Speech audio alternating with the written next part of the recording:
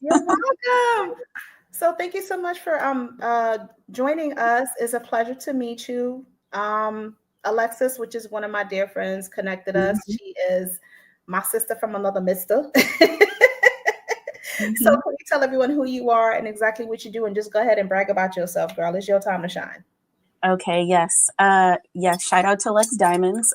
She has, oh, she's been holding me down as a big sister on Twitch since the pandemic. So shout out to her for this connection. And thank you for having me. I appreciate this. Absolutely. Uh, my my government is Yerdie Cornish, but I go by Yerdie, or as you know, I am the principal artist of the Yerdiverse. I'm the Mhm. CEO, the creator and founder.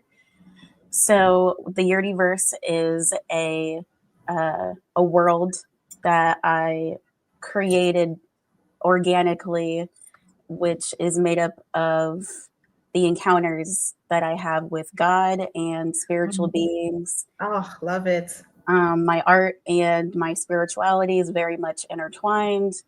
My focus in life is God, art, and family. Mm. So these beings, beings, these beings that you see, some of them behind me, are examples of icons. So in my community, I'm not only known as Yerdie, I'm also known as the mother icon, and I'm Mm. also known as Goat Bay. So there's some lore behind the Yerdiverse.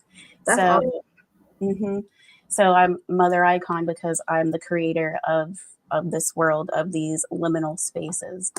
So um, I'll start by how I got here and what my background is. And Yes, so please. I am in Atlanta, Georgia right now. I grew up here. Uh, my family, my stepdad's family is from here. So the South is really important to me. So that's where I'm at now. But Mhm. and I started my art and healing journey at art school. So I went to Savannah College of Art and Design at the Atlanta campus. Oh, you know Um, what? I live in Savannah, and one of my best friends, she works at SCAD. yep, I'm I'm that type of nerd where I went to school during summertime. So I also did at least two SCAD programs before Wow. I was, yeah, in high school, in middle school actually. Their summer program where you go down there and you get credit and all of that. Yes, that I'm that type of nerd. I love to learn. So shout out to my mom for being able to for Aw, oh, you like art? Well, let's do all the art things. right. So I come from a family of artisans and craftsmen. So most of my family in Connecticut, we like build houses, actual crafts. What do you need? You need a window, you need a house. Yeah, I have uncles and great uncles who can build you a house from scratch. And Wow. my nana sewed. My grandparents were dancers. So my first expression really is movement. It's nonverbal. Mm. All of our expression when we is nonverbal. So that's a thread that we all can hold on to about how art is accessible to Mhm. use as a medium to communicate with yourself, with your psyche, to communicate with others you want to be in relationship with, whether that's professional, romantic, and when it comes to having a therapist, because I'm a therapist, I'm not licensed yet, but I am halfway through my master's for clinical mental health Congratulations. counseling. Thank you.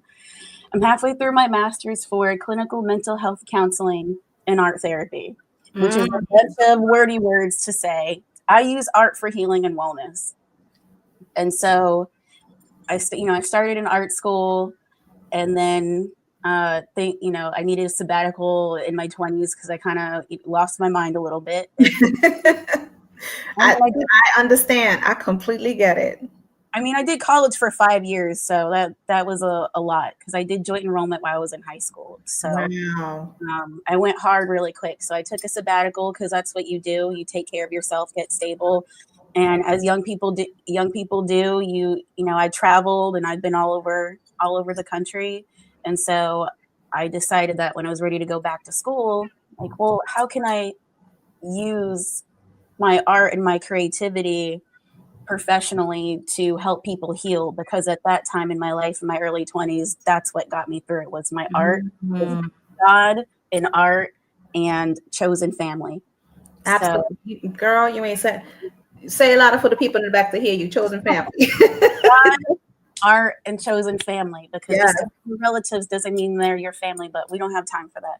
That, you know, we be here all day with that. So Shorty Slim says dope, and Shorty Slim says let's go Yerdie, and some emoji or something. But thank you, Shorty Slim. Thank you.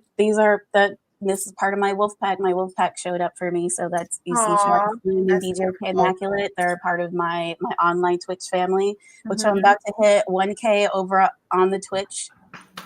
So really quick, because I know we only have so much time. No, you're here till 12:45, sweetie. You good? Okay. Someone DLB says you're. What's up? Yes, so Yerdie. This name Yerdie. I don't usually go by nicknames. Okay, so Yserdia. I am not one of those people. Like growing up, people try to give me nicknames. CC, like you can call me that, but I'm not going to answer. I would historically, I'd much rather people stumble and trip over it. Look, my granddad never said my name correctly, and he knew me my entire life. So it's like, but I'll shout out to Joel Swells, because I told him a story about how I had a friend that would call me Yerdie. And so that name stuck in the online world, because a lot of people go by aliases when it comes to personalities, and there's a whole culture of being on Twitch. So I wasn't used to that, and so the name just stuck because it just did. So people kept calling me Yerdie, and as I was developing my my personal art practice, and because my training has always been you need to focus on your career, and you need to do school, and when you're in training, and they call it a program for a reason, when you're being reprogrammed in westernized medicine, westernized healing, healthcare, there's a whole lot of talk, a whole lot of theorizing, a whole lot of discussions, a whole lot of writing, but not enough of like, okay, yeah, I hear all that, I get that, but like, can we put it into practice? So there's theory and there's practice. Yes, application. So I've spent, I could go to school forever. Okay. And so part of me is grateful for the pandemic, because I had to switch up my whole life. I was dying. I was not going to make it. I was not healthy. I wasn't athletic like binge eating, binge drinking, what everyone was kind of struggling with during the pandemic.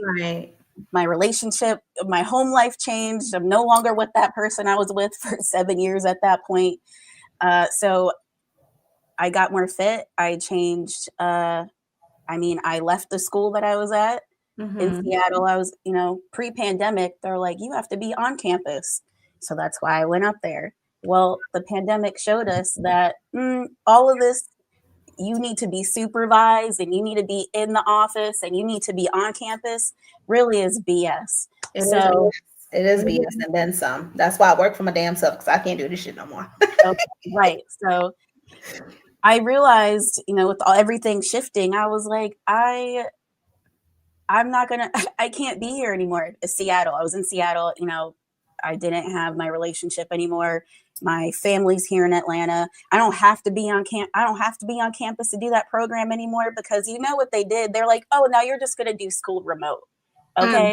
So they asked us, and we're being held to the same standards. This is a whole other conversation. That's all good. It's your time. You do what you want with it. I have to say that we were the first cohort nationally or worldwide of graduate students being asked to take their program that is designed to be in person and just do it remotely in the middle of a world crisis, in the middle of everything. And don't you dare have any type of you got to hold it together, because your competency and your ability to move through a program is not just about comprehending information. It's about, can you process and hold your own things while learning this stuff, how are you going to move through this? Yeah. And at this point, my job, my school, everything was too much. I had to change my life. I was not gonna make it. I was like, I'm not okay. Yeah. If I'm not okay. But it was the program, the school, the program, the people, the environment that was killing me. So I'm back, with the help of family, I'm back home in Atlanta. I have my house. I have, my aunt, my cats, and dog. My family's just 20 minutes away, not all the way across the country. Right. I have more sunshine. I'm stable. I'm in a place where it's full of moguls. I think Selma and I were talking about the other day, like Atlanta's made up of moguls, whereas like, well, what do I want to do and how can I make it happen? And so that's where I'm at. So I may be in the middle of my training, right? But I'm not. The Yerdiverse is me establishing my private practice and my private practice, essentially. I can use art for healing and wellness without having all of the things, Absolutely. So this is me taking all of my training in ritual design and indigenous healing practices. And I've done my own research. And so the practices that I use are true to my ancestry and what makes sense for my lineage. So that's also something that's important to me. So I'm going through the training so I can get the check marks that I need so I can take it to people who really need it. So a part of my Yerdiverse experience is I host mobile art parties. Nice. And I host them virtually. So I started hosting virtual space during the pandemic. I would sit like, it's like pandemic support group or whatever it was, because I was on 10, 15 different committees or groups because I have no chill or used to have no chill. And hold space for people. And so it just started from there. So I did a pumpkin decorating for a bunch of little kids for the holiday for October. That was fun. So Shorty Slim says the key message from both guests: stay healthy through it all. So I offer art parties. So it could be a paint sip, it could be a puff and paint, sip and pour. I've done it virtually. One of the pieces we painted was this. So I offer the instruction, the materials, and the overall holding and creating of space. So my goal is to create space for creatives and for people to come and be. So how I fulfill that need is I live stream on Twitch. And so I call it Art Room and Chill. I'm in my art room. You see I have my jewelry project here. This is where I work. And I often say to my people, like, it gets lonely in the art room sometimes. So if you just want to come be and create, and sometimes just being around people, body doubling as a creative or not, just as a human, we've gotten really used to isolating. But the thing about Twitch and Discord, it's made my world bigger and it's allowed me to do what I want. Like, I've only been back in Atlanta for 2 years. This is my first holiday season of the Yerdiverse. Very good. So I'm grateful that Lex connected us. Absolutely. And I feel like my roommate Joanne, she's a positive energy artist. I want to connect you guys because I think that there's some type of collaboration there, because she does a lot of interesting things too. So that'll be amazing to see how that would pan out. So thank you for coming on. I appreciate you. Thank you for bringing your tribe. Do you know who DLB is? Somebody? DLB. This person knows you because the person said you're something like that. So just want to make a shout out to whoever that is. And I don't want nobody to feel neglected or whatever. Like, all right. Yeah. Thanks so much for coming out. And I travel. I travel. I'll come to Savannah if you want. It says D Beno 13. Oh, D Benny. Okay, yes, thank you.